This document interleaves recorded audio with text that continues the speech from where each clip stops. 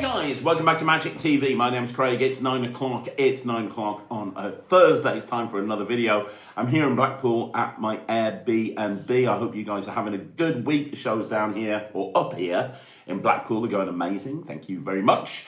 And today, I want to do a video on something I've never done a video on before. We're going to talk about conspiracy theories. Now, this came from the Q&A. A couple of times in the last few weeks, people have actually said to me on the Q&A, what conspiracy theories in magic have you heard, and do you believe in them or not? So we're not going to be talking about, hey, is the world flat or not, or are the moon landings fake, or is, the royal family an alien, or all of those conspiracy theories that we've heard over the last few years. No, this is magic conspiracy theories. Now, I've done quite a lot of research into this.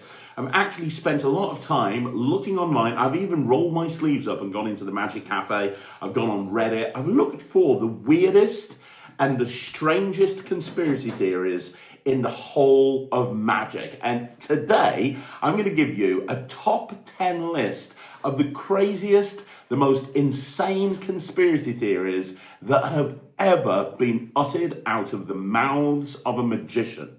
I hope you're excited. Buckle in. Let's get to it with number 10. Okay, so number 10, I've got it over here. The magic circle controls the magic industry. According to some magicians, the magic circle is not just a club. It's a shadow organization controlling who becomes famous, who gets blacklisted, and who wins competitions. Now, there's quite a few people that say this. It doesn't make much sense to me, to be perfectly honest. And the reason is, the Magic Circle, although it's a global club, and it is a global club, the Magic Circle is kind of very much UK based. The majority of the members are in the UK. I think a lot of people outside of the UK haven't even heard of who the Magic Circle is. And honestly, as far as I'm concerned, the Magic Circle, unless you are a member, they have no power over you at all. Yes, if you're a member, you have the Magic Circle who can tell you, certain things that you can do and certain things you can't do. To be honest, that's one of the reasons that Scott Penrose kicked me out. Scott Penrose kicked me out because I was doing these Become an Illusionist team building sessions, and the Magic Circle heard about it, and he basically wanted me to stop doing them. And I said, well, hang on a minute, let me explain what's going on here. There's NDAs and there's things in place that people sign, and it's not actually exposing things. And it didn't make any difference. Scott Penrose was like, well, we're going to kick you out if you don't come to the Magic Circle and face a disciplinary procedure or something. And I'm like, well, I'm not going to go to the Magic Circle, no, just to get told off. That's not going to happen. So I got kicked out. So if you're a member, they do have control over your actions to a certain degree. But if you're not a member, there's nothing they can do. Absolutely nothing that they can do at all. Because all they can do is revoke your membership. If you're not a member, zero, zip. Add that to the fact that the Magic Circle changes round a lot. Even if we just go back 5 or 6 years, the council that was in place in the Magic Circle is completely different to the council that is here today. Now, there might be a small crossover, but only a very small crossover. Megan Swan, who was the president of the Magic Circle during lockdown, she's nowhere to be seen. I haven't seen or heard of Megan for years. Now we've got Marvin in place. Now we've got a completely different council. So if it was this shadowy organization that was in control of the whole of magic, how people change around in the Magic Circle all the time. It's not like there's a secret room in the Magic Circle that you go into, and then there's the Illuminati are in there that are actually controlling all of the council members, and there's a puppeteer over Marvin's head that's making him do everything. That's not the case as far as I'm aware. So as far as I'm concerned, the Magic Circle controlling the industry, I'm calling bullshit on that one. Okay, so number 2, the second number 9, we're going backwards, aren't we? So number 9, the 9th craziest conspiracy theory that I've heard is that certain reviewers in magic are paid for positive takes. How can the same creators get glowing reviews every single time? Allegedly, there are kickbacks and favors behind the curtain. No proof, just a lot of winks at conventions. Now, this is something that has been brought up a lot. In fact, people have actually said this about me. People have actually said that me and Ryland are biased, and we only give good reviews out to people if they buy, if they give us a product, and we'll give if you don't give us a product, we'll give negative reviews. You see, the problem with conspiracy theories is they normally start with one person, and these days, especially with social media, that one person's opinion can be very easily blown out of all proportion as people talk about it on Reddit, and people talk about it on various different forums on Facebook and on the Magic Cafe and various different forums outside of social media. This sort of thing can really blow up. Now, all I can tell you is from my point of view, we buy absolutely everything that we review, other than the odd occasion. So most recently, Murph has sent me a spirit bell, and I actually said in the review, I've just been given a spirit bell. But it happens very, very rarely. Generally, as a rule, that's not the case. Generally, as a rule, what tends to happen is we buy everything. 99% of the time, we buy everything that we review. And if we think something's good, we're going to give it a good review. I couldn't care less what the creator is. Now, I've lost friends over reviewing products. And because I've given it a negative review. And I've said to people in the past, if you send me this and I don't like it, I'm going to say I don't like it, But, there are a percentage of people out there that go, oh, Craig has negative. That's never been the case. Now, with that in mind, I've heard that other reviewers, I've heard other people say the same thing about other reviewers. I've heard people say, oh, Magic Orthodox is an unboxer. He'll only review things, he'll only give things positive reviews. I don't think that's true. I've seen him make negative comments about products in the past. I've heard people say, every single I had it on the Wizard product review. I remember me and Dave being told that we're biased reviewers, and nothing could be further from the truth. If something came in, if it was good, we'd give it a good review. If it was bad, we'd give it a bad review. I think the problem is calling a reviewer biased is a great way, or saying that a reviewer's on the take is a great way to deal with a negative review. So I remember giving a really well-known product a few years ago a negative review, and the creator went on a campaign against me and said, hey, Craig's on the take, he's been paid to destroy my products. It's very easy for someone to say that, to kind of counter a negative review. Honestly, I don't know. It's down to each individual reviewer. All I can say is, from my point of view, Ryland and myself are definitely not on the take. There's no way I would sit here on this show next to my 12-year-old son and encourage him to lie, excuse me, so that we make a few extra quid. That's definitely not going to happen. Could it happen? Absolutely. Is there a possibility of that happening? Yes. And you see a lot of quotes that are given to products. I do think sometimes those quotes are given to people by their friends, and it might not necessarily be a true and accurate representation of what they really think about the product. I'm not too sure. I know that if ever I'm asked to give a quote, it's going to be full, honest, and totally honest, and it's really going to reflect the way that I think. But I think that is probably more kind of on the spectrum than the reviews. But are there reviewers out there that are potentially being paid to say good reviews? Yes. I have no proof. Could it happen? Yeah. I'm not calling bullshit on it completely, but I think it's kind of 50-50. Okay, this is an interesting one, and it came up an awful lot, especially on Reddit. In 8th place, we have dealers sabotaging rivals' releases.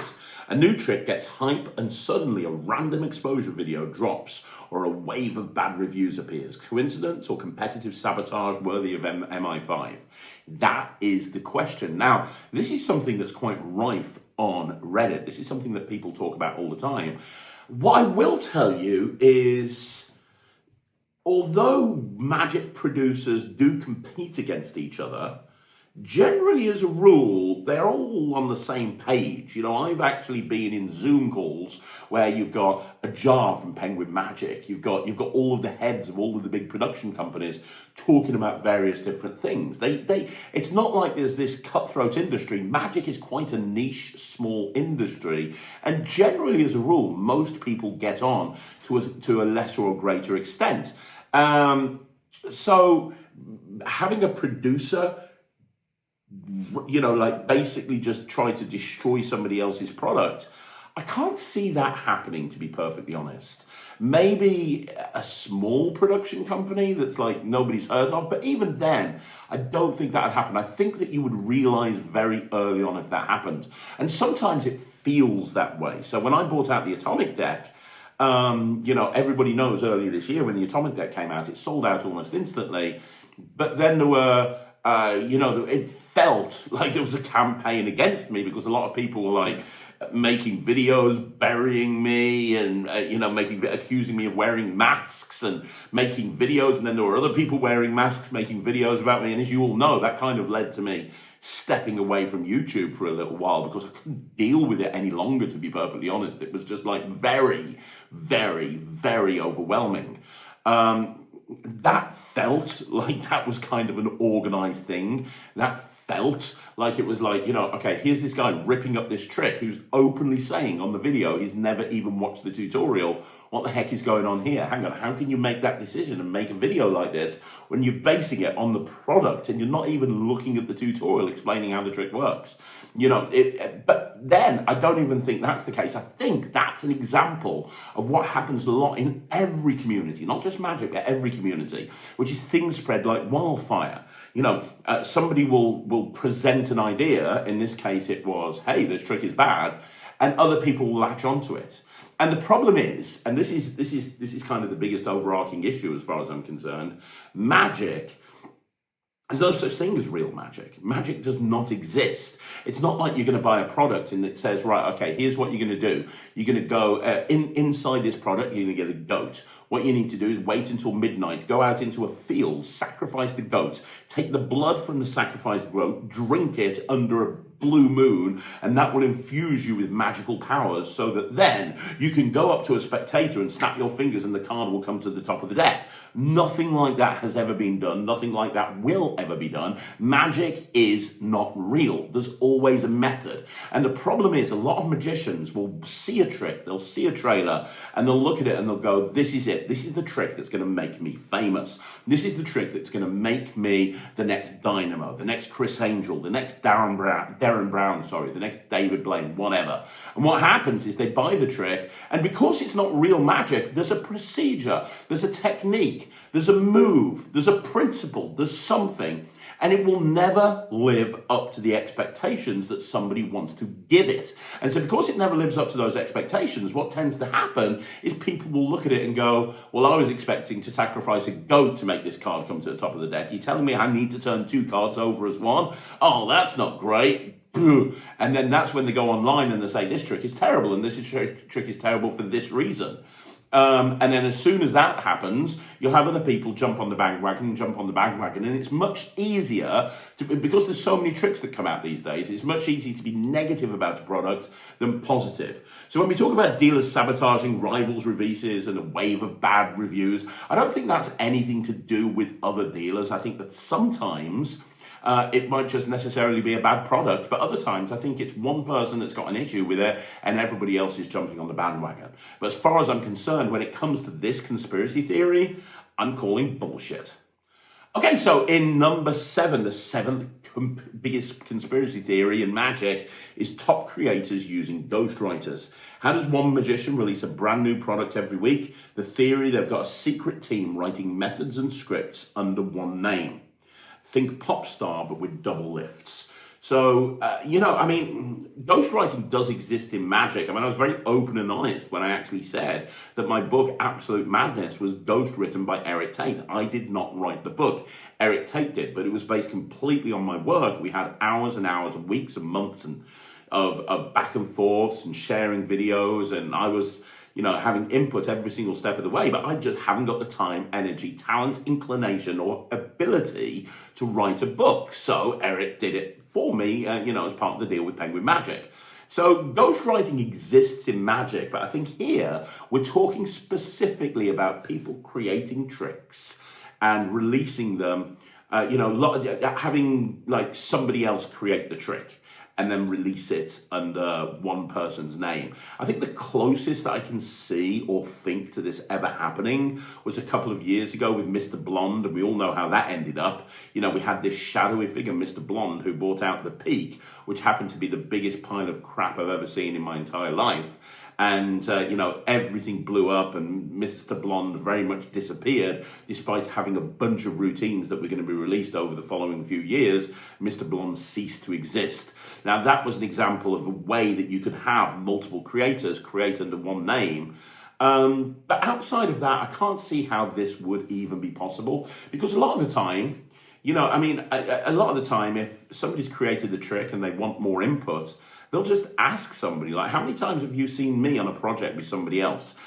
Cube Mix by Risky Nanda, Karate Key with Seth Race, The Prestige with Matthew Wright, Your Round with Mark Bennett. The list goes on and on and on, right? So I don't think that this is a thing that actually happens. I mean, you never know. I personally don't think this is a thing that could potentially happen or is happening. I'm going to call bullshit on it, but I don't know. What do you think? Okay, the next one, this is where things get a bit ridiculous as far as I'm concerned. And I wasn't going to include this, but then I figured so many people are talking about it all over the internet and YouTube that I have to bring it up. Craig Petty and Lloyd Barnes run the UK Magic Mafia. Apparently, me and Lloyd are the puppet masters behind everything in magic. Not just British magic, but magic in general. We control YouTubers, the dealers, the releases, even who's allowed to perform at conventions. If your project mysteriously disappears, then maybe it was us, maybe. This is a thing that's come up again and again and again and again. And I think it stems from the fact that me and Lloyd are very good friends. We do a sporadic podcast together. We're both very well known on YouTube. We're both well-known creators. We both team up and create magic an awful lot. And we're both pretty active on YouTube and put a lot of videos out on YouTube. And we've both have the same attitude to when it comes to kind of controversy. So, you've both me and Lloyd in the past have made videos about other magicians that have been called our integrity into question. And it's not like we've kind of gone out to attack somebody, but we've said, okay, right, this is what this person's saying. Now let's look at it from our point of view, or my point of view. And obviously coupled with the fact that Lloyd works for Murphy's Magic, which is the largest wholesaler in the world. I work with pretty much every single magic company in the UK, in the world, including Murphy's Magic. I think that a lot of people are kind of putting two and two together and getting 5,337,219. Because here's the thing, I don't have time to be the head of the Magic Mafia. I don't even know what the Magic Mafia would entail. I don't know what that would be. Would that be walking around in suits, stroking a cat, pointing at people's double lifts and like having them whacked? I don't know what the Magic Mafia would look like, but I know that I don't have time to be in the Magic Mafia. I'm here in Blackpool. My kids are performing in Blackpool this week. Then I head over to Skegness because my kids are performing in Butlins this week. And then next week, I'm on the Netrix all day doing one-to-ones on the Monday. Then the rest of the week, I'm in the office and I've got gigs and I've got to go out and film. I've got a busy freaking life. And so is Lloyd. Lloyd's got 2 kids. He works at Murphy's Magic. He's got his YouTube channel. He's lecturing. He's doing an awful lot as well. Both myself and Lloyd haven't got time to be heads of any sort of Magic Mafia. Honestly, I don't think there is a Magic Mafia. I think that there are niches. There are groups of people that will band up sometimes. I talked about this when I was going one-on-one with Michael Webber, a new guy. And, I was going and I referred to him as the head of the Magic Mafia. But what I meant by that is there's a lot of people that listen to every single word he says, and he tries to control what is coming out and what isn't coming out. And the perfect example is ED Seat. He tried to stop me from bringing out ED Seat, and it was only because, and I know he's done it to a lot of people in the past, And I know a lot of people have had their release squashed, and I've seen it happen. And he tried to do the same thing to me and failed. And there's other people as well. You know, I did a video a little while ago about Yiga Masika, and other magicians in magic. Anytime anybody, and I mean this honestly, anytime anybody has come to me and said, hey, can I release this trick? It's based on something to do with yours. I've said, yeah, of course. You know, there's more than enough magic in the world. I don't care. You know, I genuinely don't care. I would love more magic to come out. The more magic that comes out, the better, because I love magic. But in terms of being in the Magic Mafia, in terms of sitting in a chair and squashing people's releases because it comes too similar to mine, no, I'd never do that. Not in a million years. In fact, what tends to happen is when someone comes to me and says something like The Button by Chris James is the perfect example. Chris came to me and said, well, I've got this and you've got your button. Is there a crossover? Is it too similar? I'm like, not only is it not too similar, I'll come and do the whole tutorial for you. So, you know, that wouldn't be the actions of somebody who is in the Magic Mafia. And as for Lloyd, he doesn't even want to leave Wales. So how he could be in the Magic Mafia, I don't know. I'm calling bullshit on this one. Is there a Magic Mafia out there? That remains to be seen. But as far as I'm concerned, and I can say this with absolute certainty, me and Lloyd are not part of the Magic Mafia, although if I was, that's probably the thing that I would say. Okay, so the next crazy conspiracy theory is I force Ryland and Thea to do magic, and they hate magic. I can't believe how many times I've seen this referenced on Facebook, on social media, on Reddit. It's mad, really, when I looked into it. According to conspiracy theorists, my kids secretly hate magic. Every time they smile on stage, it's basically Stockholm Syndrome with sponge balls. Behind the scenes, they're begging to join football clubs and ballet, but I've got them chained to a deck of cards. Well, I've got Thea sitting over there playing on her phone at the moment. Thea, how you doing? You're going to have to shout up. How you doing, T? Good. Good. Be honest, tell the truth, don't lie. Do I force you to do magic? Not at all, I just really enjoy it. Not at all, I just really enjoy it. In fact, are there times when I'm trying to relax and just do something and you go, Dad, can you help me practice some close-up magic? Definitely. Definitely. Look, it's exactly the opposite, to be perfectly honest. It's exactly the opposite. A lot of the time, I just want a quiet life, and they're just like, right, let's go to the warehouse and rehearse. Let's go to the warehouse and rehearse.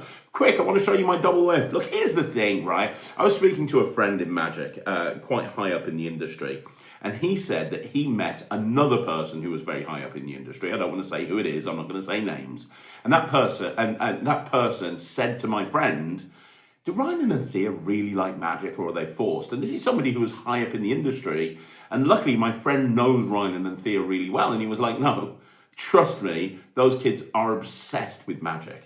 And that's the thing, right? But this is an example of how conspiracy theories can grow wild. It's ridiculous, really, that you've got two kids that love magic, that are super good at it, and that just love performing and having a great time doing magic. And the entire internet has to turn it into something a little bit more sinister because the community has got nothing better to do with themselves.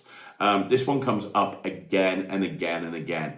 If anybody's watching this thinking that Ryland and Thea are forced into doing magic, I invite you to go over to a convention and chat with them and then come back to me and tell me that that's exactly what you think. I'm calling bullshit on this one. Okay, so next conspiracy theory. Every Foolish routine is pre-approved. Some swear, Penn and Teller know the methods before filming, and the fooling is TV theatre. Producers deny it, but those coded phrases feel a little too slick sometimes. Right, this is one that's the only one that I'm presenting for you that's actually talked about in the general populace as well. So people talk about this outside of magic. I've seen a lot of YouTube comments on various different Foolish episodes talking about how everything is pre-planned and pre-done. And honestly, I don't know. I really don't know.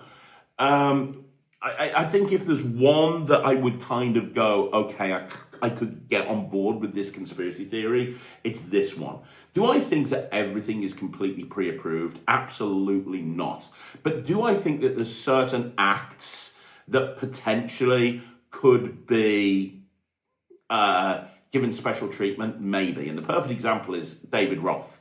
Now, David Roth, unfortunately, is no longer with us, and as everybody knows, he's one of my favourite magicians of all time. And he went on Penn and Teller Fool Us and fooled Penn and Teller. And anybody who knows, anyone who knows David Roth's material, if you go back and watch the David Roth performance, there's nothing there that you don't know if you haven't read his books and studied his material. It was an incredible performance, don't get me wrong, but it wasn't a fooling performance for people that have a little bit of knowledge of coin magic. And the thing is, Teller is one of the most well-versed magicians, well-read magicians in the world. You're telling me he didn't know David Roth's material? I don't know, right? And there's a few different examples of times like that where I'm very, very surprised something's fooled them, because it's kind of a well-known thing that you would expect somebody like Teller to know. Look, we all know that the Fool Us aspect of Penn and Teller Fool Us is just the hook, it's the niche to get people to watch the show. In reality, what the TV show is it's a magic show. It's a show basically showcasing some of the best magicians in the world. It's just that we have this hook to make it more interesting. It also means that they can do the show very, very cheaply, because they're not paying the acts, because it's a competition. So it's not like you have to pay a fee to be on the program, because it's a competition, right? So it makes the show very, very cheap to produce, I imagine, and also at the same time it gives it an interesting hook. So the Fool Us thing is very kind of like unimportant really at the best of times. And every single person that I've spoken to, they don't really care about fooling Penn and Teller or not. They just want to have the TV exposure, right? And it's nice if you can fool them. But, you know, and I do think most of the time is completely legit. But I do think that there's probably some artists that have preferential treatment. At least I think so. So yeah, if there's one of these that I could get behind, it's this one. Okay, so we're down to the final three now. In third place, Murphy's Magic owns everything and everyone. The one that we've got here is the mega conglomerate theory, one parent company secretly controlling all the big brands, the pricing and the hype. Buy from anyone and you're still feeding the same machine. This comes as a result of people not really understanding the business model behind the magic industry or Murphy's Magic. That's where this comes from, right? Because here's the thing. I've seen so many people say variations of this, like Murphy's Magic own everything.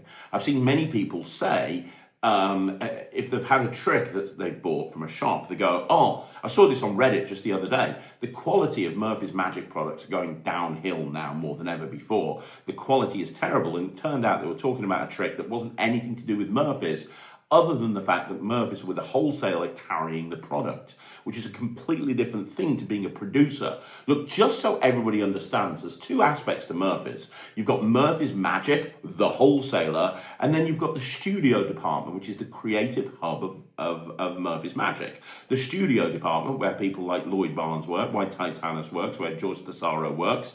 The studio department, that's the department that produces Murphy's own brand tricks, like Big Blind by me, like the Atomic deck, like the Savant deck, like all of the Amverdi stuff, like Firefly that came out from Titanus earlier this year, like a lot of the Tobias Dostal routines we've seen come out. That's all being produced by the studio department. They act as a producer, whilst the majority of Murphy's business is handled through the warehouse team. Not the warehouse team, sorry, but the wholesale team. So what they do is, if you're a producer and you want more people to see your product, you go to Murphy's Magic and you say, I've got this new trick. Here's the demo, here's the ad copy, here's the assets. Please, could you promote it for me?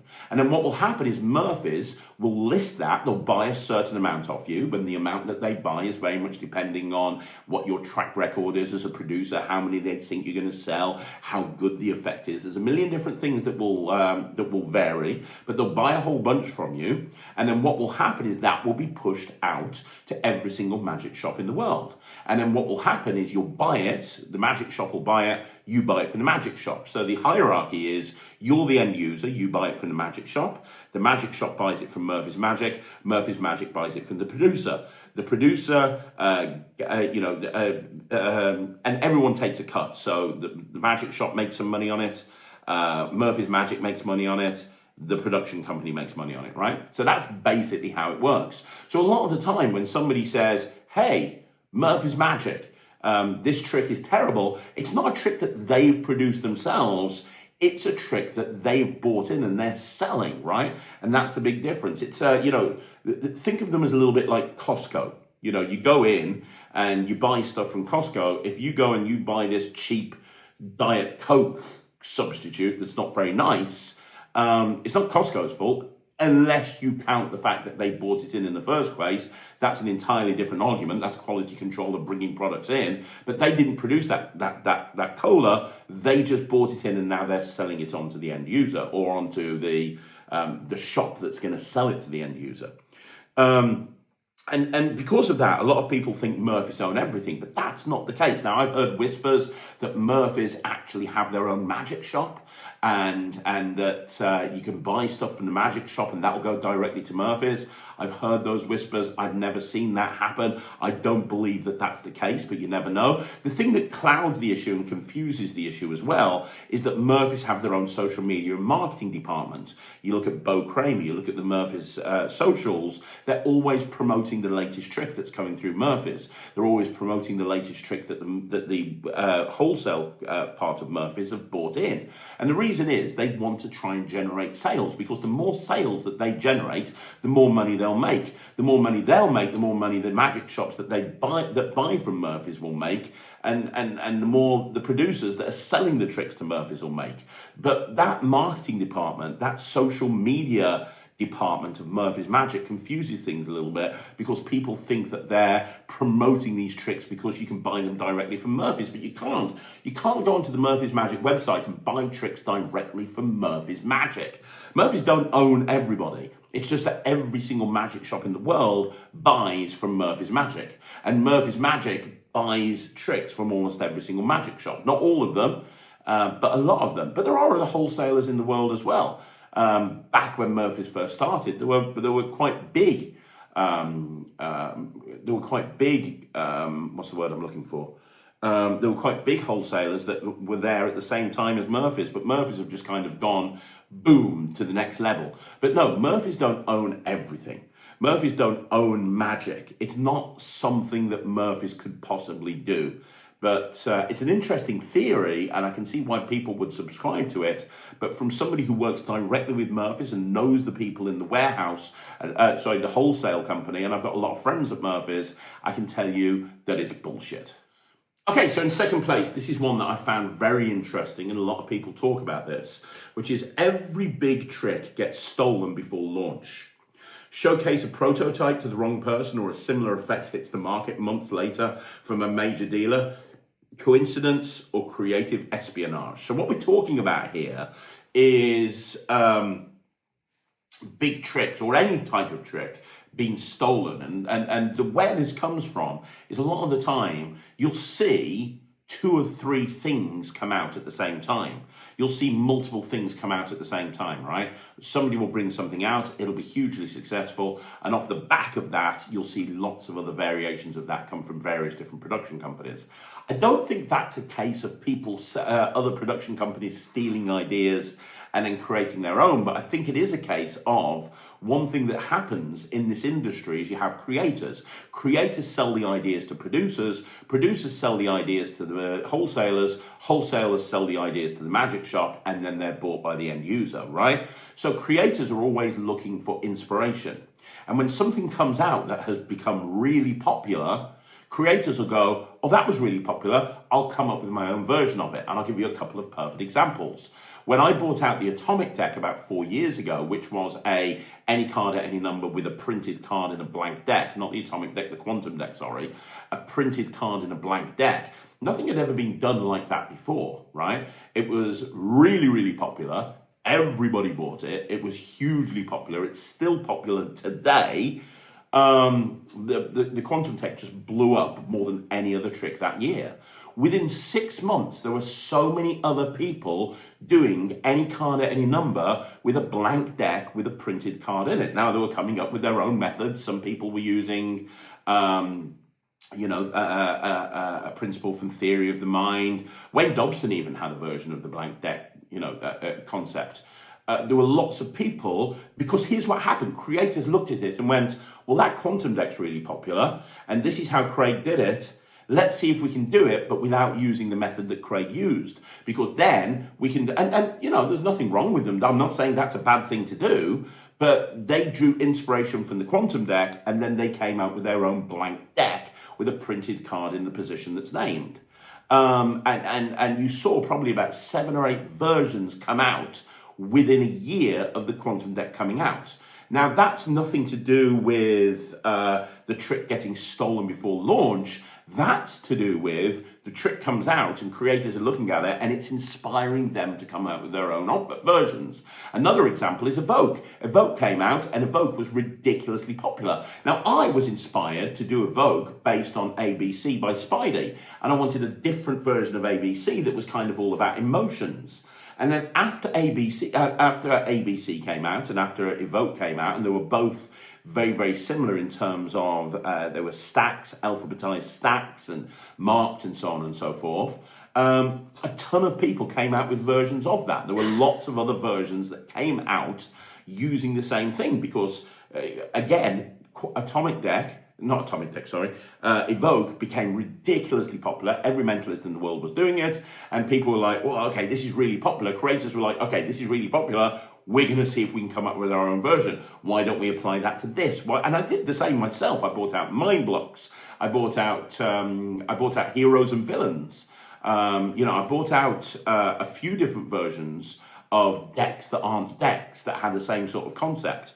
But that's another example of something coming out and everybody going, wow, okay. Now, this happens all of the time. I'm using examples to do with me, not because I've got a massive ego, but because I can personally tell you those stories because I know that happened. But it happens all the time in the industry. Creators will take inspiration from any trick that comes out. I do it. I look at new stuff that comes out and I go, oh, that's really good. I've got an issue with that and I don't think that's the right prop. Why don't we try it with this? It happens all of the time, right? But when a bunch of tricks that are kind of similar to each other come out, that's normally the case, and it's really nothing to do with a trick getting stolen before launch. Now, can that happen? Can you show the trick to the wrong person and they come up with their own version of it? Yes, absolutely, that can happen. That's why when I've done videos on this channel talking about creativity and talking about producing tricks, I typically will turn around and say, well, you want to be very careful.